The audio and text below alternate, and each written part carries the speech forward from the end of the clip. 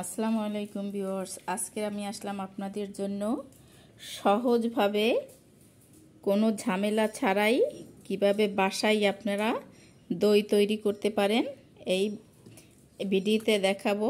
ভিডিওটি দেখবেন। আর যদি এই রকমের দই বসানো পদ্ধতি আপনাদের কাছে ভালো লাগে, অবশ্যই আপনারা বাসায় এভাবে ট্রাই করে দেখবেন।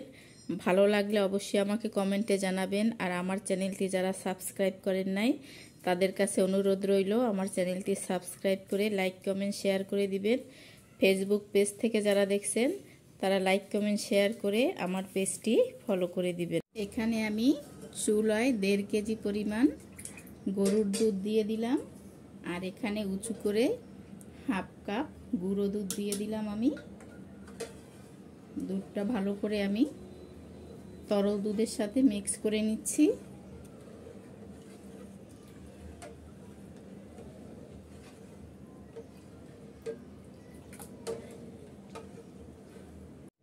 এখানে আমি হাফ কাপ চিনি দিয়ে দিলাম।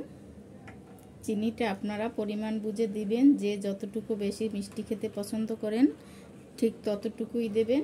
আমি হাফ কাপ পরিমাণ দিয়ে দিলাম। দুধটা সম্পূর্ণ নেড়েচেড়ে আমি বলক তুলে নিচ্ছি। এখানে দুধে বলক এসে গেছে। আমি এই দুধটা চুলায় রেখে আরও 2 মিনিট জাল করে নেব।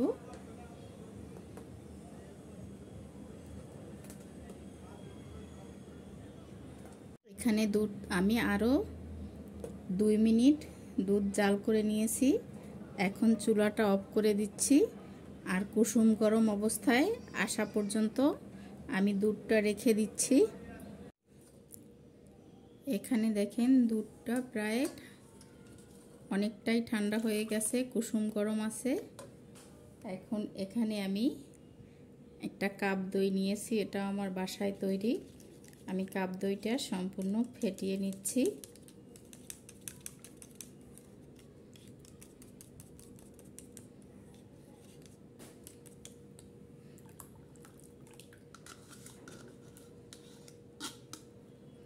কাপ দইটা এখানে দিয়ে আমি ভালো করে মিক্স করে নিচ্ছি।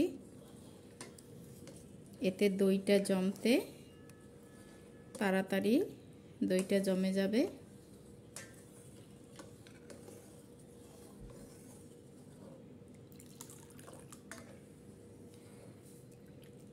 মিক্স করে নেওয়া হয়ে গেছে। এখন এটা আমি পাশে সরিয়ে রেখে এখানে আমি মাটির পাত্র নিয়েছি।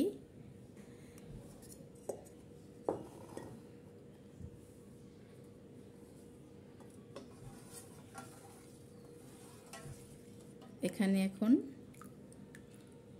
দুধ দিয়ে দেব আমি।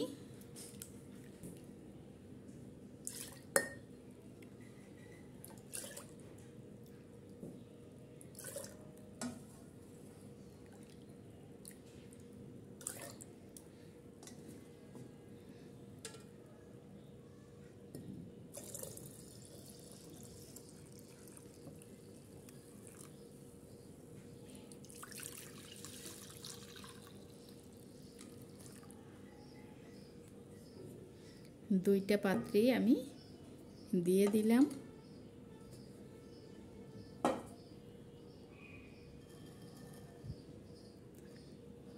আর এখন এটা আমি কম্বলে মুড়িয়ে নেব। এখানে আমি একটা কম্বল নিয়ে নিয়েছি, আপনারা মোটা কোনো তোয়ালেও নিতে পারবেন। এখন আমি এটা সম্পূর্ণ এখানে রেখে দিচ্ছি।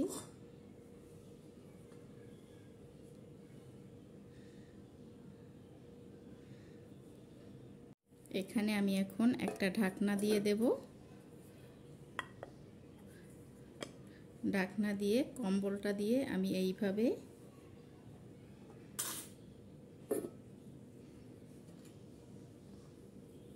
এইভাবে পেঁচিয়ে কিছু দিয়ে চাপা দিয়ে রেখে দেব। 7 থেকে 8 ঘন্টা ফিরে আসছি। তারপরে এই যে দেখেন এখানে দইটা আমার কত পারফেক্টভাবে হয়ে গেছে।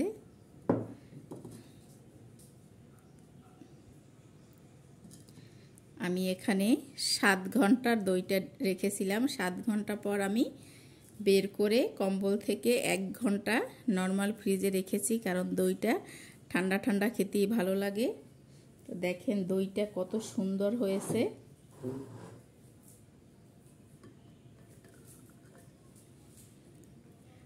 এই যে দেখেন, আপনারাও সহজভাবে এভাবেই বাসায় দই তৈরি করতে পারেন।